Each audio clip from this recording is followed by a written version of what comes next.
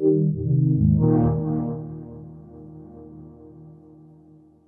name is Avi Youbian. I'm the director and producer of War Within the Cartel.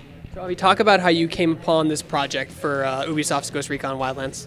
The team at Legion of Creatives, a production company headed by Noam Jerome, Roberto Orsi, and Jay Williams, they tapped me and said, hey, we have this incredible opportunity to work on a prequel for a video game. At first I scratched my head and I was like, what do you mean prequel?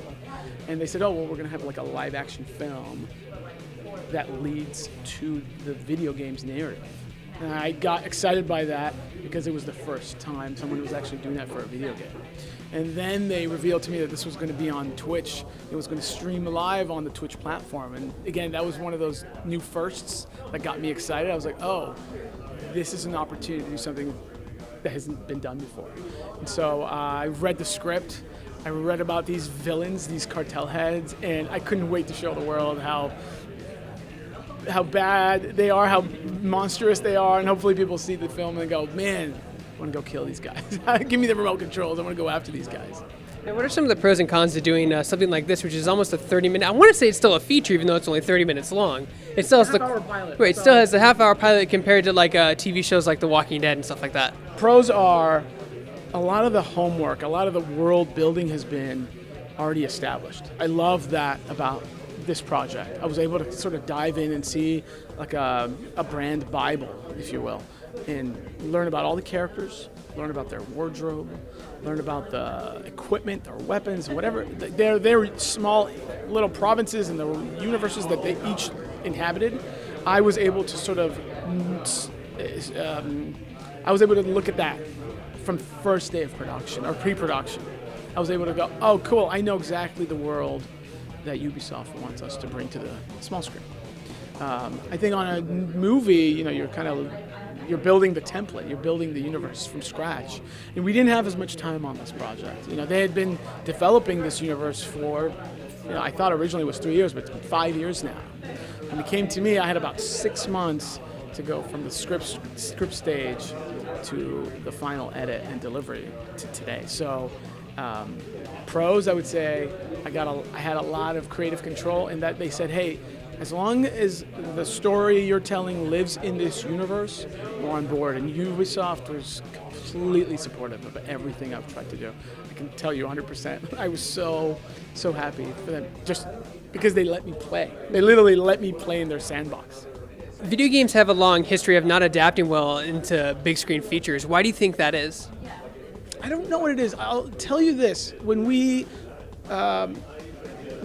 tackled the short film, we looked at our budget. We didn't have the money to do a 2-hour film, and of course, we're looking at a military shooter set in this massive open world.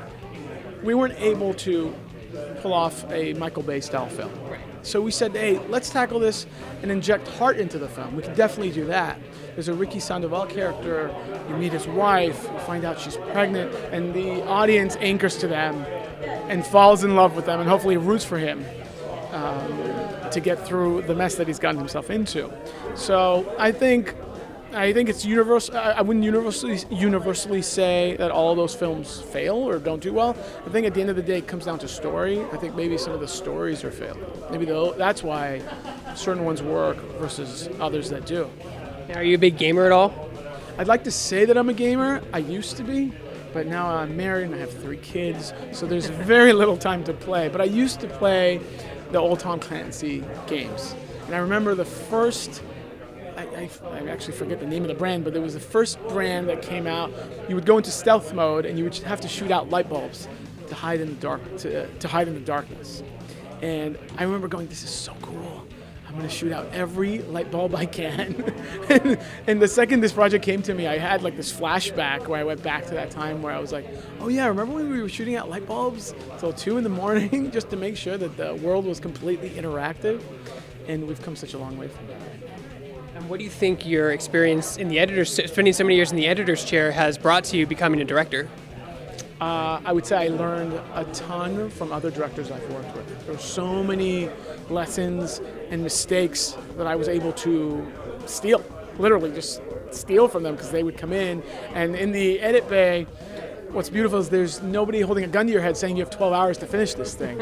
You get the weekend, you can work late into the night, and the directors kind of use the couch in the edit bay as a form of therapy. They talk to you about that day. Maybe there's a scene that we're working on. They'll talk about how hard it was, or what happened with the weather that day, or something that just didn't quite work. And so you share stories.